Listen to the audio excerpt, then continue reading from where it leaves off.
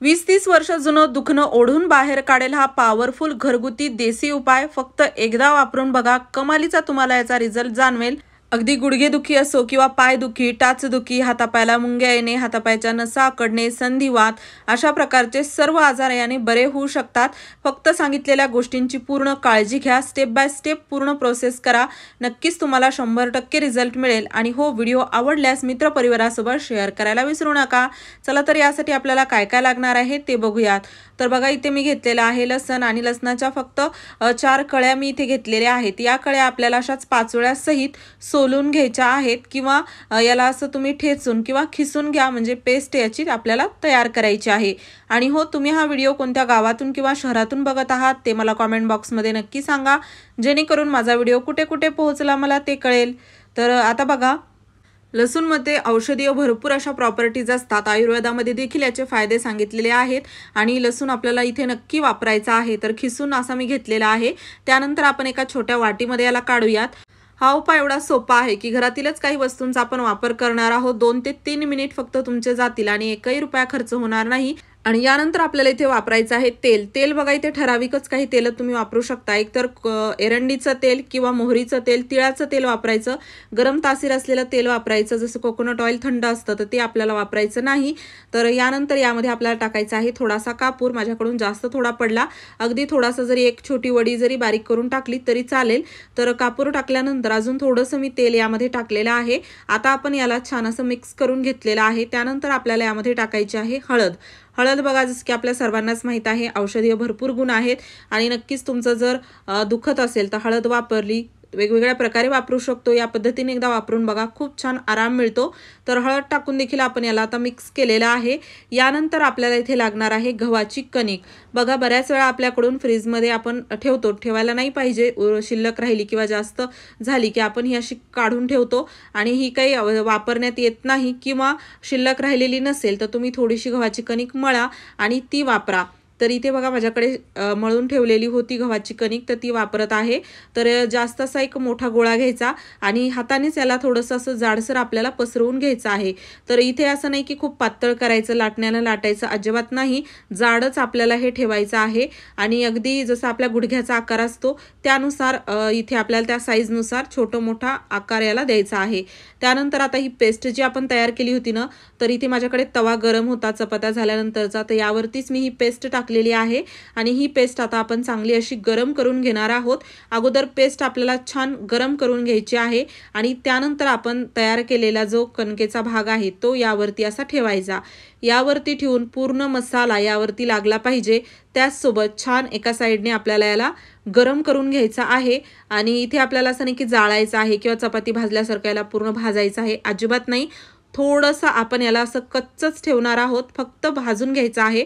दोन्ही साईडने नाही भाजलं तरी चालेल, एकाच साईडने व्यवस्थित जरी भाजून घेतलं तरी आपलं काम होऊन जाईल। तर बघा, आता छान व्यवस्थित मी यावरती, अगदी जसं तवा जास्त गरम असला तर गॅस बंद करून टाकायचा आणि थोड्या वेळाला ठेवायचं, म्हणजे हे पूर्णपणे असं छान गरम होतं।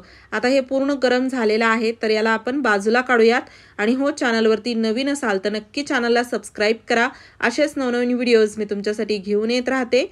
तर आता आपण याला एका प्लेटमध्ये काढलेला आहे। आता बघा, सध्या हे खूप जास्त गरम आहे, जाड आहे, त्यामुळे याचा जो गरम पण आहे तो भरपूर वेळ राहतो। जसं चपाती पातळ असते तर लगेचच थंड होते, तसं हे थंड होत नाही, त्यामुळेच आपण याला जाड ठेवलं होतं।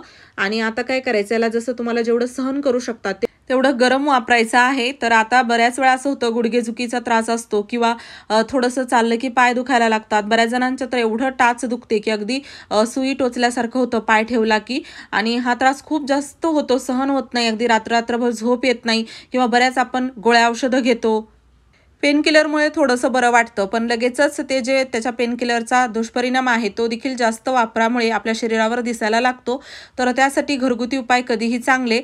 जसं तुम्हाला पायदुखीचा त्रास असेल, जिथं पाय दुखतो जास्त त्या ठिकाणी हे बांधायचं आहे, गुडघेदुखीचा त्रास असेल तर गुडघ्यावरती हे असं बांधायचं आहे, टाचदुखी असेल तर टाचेवरती आपल्याला हे बांधायचं आहे। आणि आता याला बांधायचं बघा, जेवढं तुम्हाला गरम सहन होतं तेवढं गरम वापरा, थंड झाल्यावर लावायचं नाही, काही फायदा होत नाही। आणि लगेचच यावरती एक कपडा आपल्याला बांधून घ्यायचा आहे, जाड कपडा बांधा। आणि त्याचसोबत कसं, हे जाड आपण चपाती म्हणू शकता तयार केलेली आहे, तर यामुळे गरमी जी आहे ना ती खूप वेळ राहते, हा भाग खूप छान शेकला जातो आणि अगदी तुम्हाला जसं हे लावलं की लगेचच तुम्हाला रिलॅक्स फील वाटायला लागेल. पुढल्या 5 मिनिटांमध्ये तर तुम्हाला पूर्ण आराम मिळेल. पण असं नाही की एकदा केलं की पूर्णच त्रास निघून जातो. फक्त तुम्हाला हा जो उपाय आहे तो काही दिवस करावा लागेल, जेणेकरून खूप छान तुम्हाला कायमचा आराम मिळेल. आणि फक्त 1-2 दिवसापूर्वीपासून दुखत असेल तर पहिल्याच दिवशी आराम पडतो. काहीच दुसऱ्या तिसऱ्या दिवशी करायची गरज पडत नाही, कारण की तात्काळ इलाज होतो. आणि आता बघा, याला चांगलं 1-2 तास याला बांधून ठेवायचं आणि हे थोडं असं थंड झालं, नॉर्मल झालं की त्यानंतर आपण याला काढायचं. आता ही जे भाग आहे ना आपण कणकेचा तयार केलेला, तो आपण प्रत्येक दिवशी वेगळा न बनवता हाच वापरू शकतो. ठेवून जर दिलं तुम्ही फ्रीजमध्ये एका डब्यामध्ये तर फक्त गरम करून वापरायचं. आणि जी पेस्ट आपण लसणाची तयार केली होती ना ती तयार करायची दररोज. आणि त्या पेस्टमध्ये हा भाग असा गरम करायचा जो आपण ठेवला होता. आणि त्याला तुम्ही 2-3 दिवस तर नक्कीच वापरू शकता. दररोज कणिक खराब करायची गरज पडत नाही आणि खूप छान रिलॅक्स फील होतं. अगदी तुम्हाला आरामात झोप होईल रात्री जर तुम्ही याला झोपण्या अगोदर केलं तर. आणि त्यासोबत खाण्यापिण्याचा देखील जे गोष्टी आहेत, नियम आहेत ते पाळा. त्यासोबत पौष्टिक आहार घ्या, तुम्हाला बराच फरक पडेल. आणि आता बघा, बऱ्याच वेळा कसं होतं, पाय खूप जास्त थंडकायला लागतो किंवा थोडंफार चाललं की दुखतं, टाचदुखी आहे किंवा संधिवात आहे. तर अशा वेळेस तुम्हाला जे तेल आहे बाजारातले वेगवेगळे तेल तुम्ही वापरत असाल तर ते अजिबात वापरू नका. आपण एक घरीच तेल तयार करणार आहोत.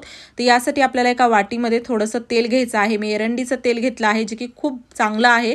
त्याचसोबत इथे लसणाची एक कळी घेऊन मी बारीक करून यामध्ये टाकलेली आहे आणि थोडासा कापूर टाकायचा. आता हे जे मिश्रण आहे ना ते एका बॉटलमध्ये भरून ठेवायचं. मी ते थोडंच केलेलं आहे. तुम्ही जास्त थोडंसं करून 4-5 जे चमचे आहेत तेवढं तेल घेऊन लसणाच्या 2-3 कळ्या आणि कापूर टाकून एका बॉटलमध्ये भरून हे तेल ठेवा. आणि 2-3 दिवसानंतर वापरायला सुरुवात करा. म्हणजे या पूर्ण लसणाचा अर्क, कापूरचा अर्क तेलामध्ये उतरतो आणि तुम्हाला याचा पुरेपूर फायदा मिळतो. आणि हे तेल तुम्ही एकदा जर बनवून ठेवलं तर 1-2 महिने कधीही केव्हाही तुम्हाला कुठेही वापरता येईल. खूपच इफेक्टिव्ह आहे. वेगळं असं काहीच तुम्हाला खरेदी करायची गरज पडणार नाही. खूप छान लगेचच आराम पडतो.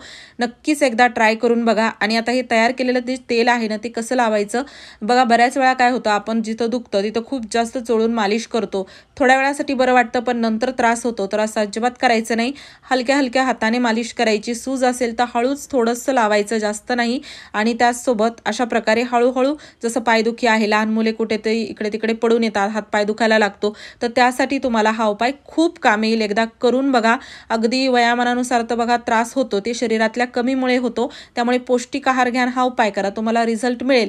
पण वय नसेल आणि लगेचच थोडंफार चाललं की दुखत असेल तर तुम्हाला इन्स्टंट याचा रिझल्ट बघायला मिळेल. माझ्या आजोबाच्या पायावरती खूप अगोदर सूज होती, पाय दुखत होते, पण या तेलामुळे आणि ह्या उपायामुळे त्यांना खूप जास्त फरक पडलेला आहे. तुम्हाला पण याचा फायदा होईल. एकदा करून बघा. आणि हो, व्हिडिओ थोडासा जरी आवडला असेल तर जास्तीत जास्त मित्रपरिवारासोबत शेअर करा. त्याचसोबत चॅनलवरती नवीन असाल तर सबस्क्राईब करायला विसरू नका. असेच नवनवीन व्हिडिओज मी तुमच्यासाठी घेऊन येत राहते. पूर्ण व्हिडिओ पाहिल्याबद्दल धन्यवाद.